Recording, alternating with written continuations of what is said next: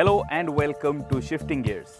This is the new Triumph Speed T4 and it is more than just a detuned engine.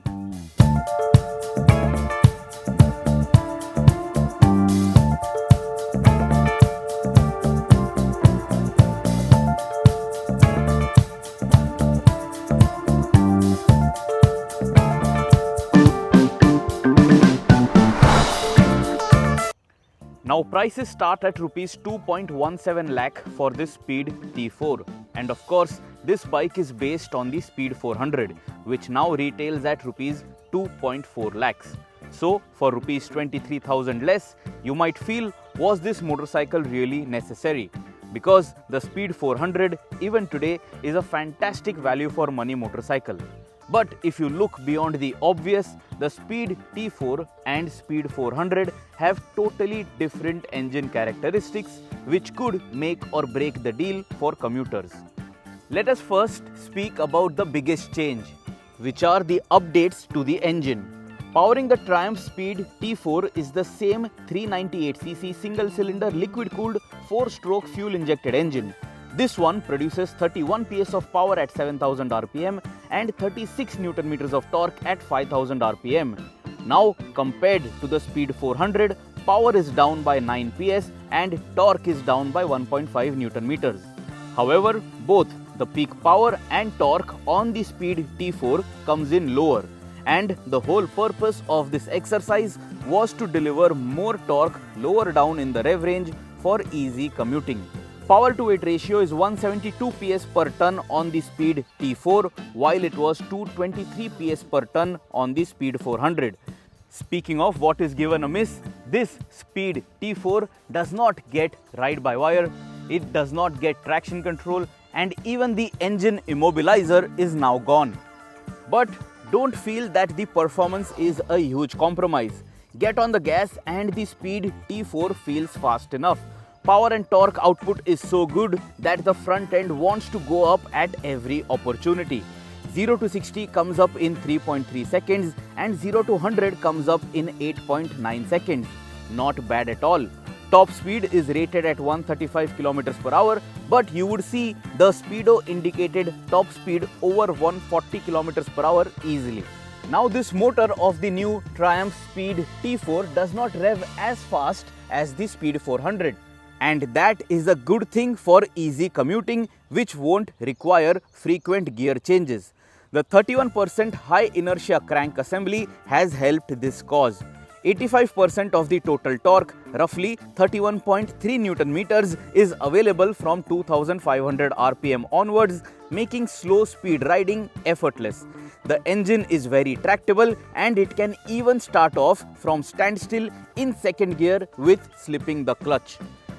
The engine now idles lower at 1300 RPM and even the airbox has been reprofiled. In-gear roll-on acceleration is also good, and even on the highway there is enough grunt to overtake slower vehicles. Now the rear sprocket on this Speed T4 is down at 39 teeth compared to 43 teeth on the Speed 400, but the front sprocket is still the same at 15 teeth. For long distance tourers, the 100 km per hour mark will come up at 5450 RPM. Mileage claim is 30 kmpl, 4 kmpl more compared to the Speed 400, and even we managed to achieve between 27 to 30 km per litre easily, even with some spirited riding. The gearbox overall is very smooth and slick. Slipper assist clutch makes operations very easy, and this Triumph Speed T4 is overall a very easy to manage motorcycle even for newbies. Speaking of other changes, this motorcycle now gets a 110/70/17 front tire and a 140/70/17 rear tire. These, however, are not radial tires like before. These rubbers though are expected to last longer in terms of life. Fuel tank capacity is still the same at 13 liters, but the curb weight has gone up by 1 kg to 180 kg. Seat height has increased by 3 mm to 806 mm. Ground clearance has increased by 6 mm to 170 mm. And the wheelbase has gone up from 1386 mm on the Speed 400 to 1406 mm on the Speed T4. The front fork is now a 43mm telescopic unit with more focus on comfort. This is what the brand claims. The rear monoshock now has 10mm of lower travel so that the seat height does not shoot up. But with this longer wheelbase and revised rider's triangle, the bike does not really feel lazy when flicking around. However, I still feel that the suspension is more on the stiffer side and not really plush. At speeds over undulations, the bike does bounce around a fair bit. Brake discs at both ends are of the same size, but you now get floating axial calipers. Organic brake pads have replaced the sintered units, but I found the brakes to do a fine job, no major complaint. Visual differences include new body colors, gone is the gold finished upside down front fork, all black exhaust, new graphics, new stem mirrors instead of bar end mirrors, black throttle body covers, black headlamp bracket, black mudguard, plastic side panel with new branding, and a steel hydroformed handlebar instead of aluminium.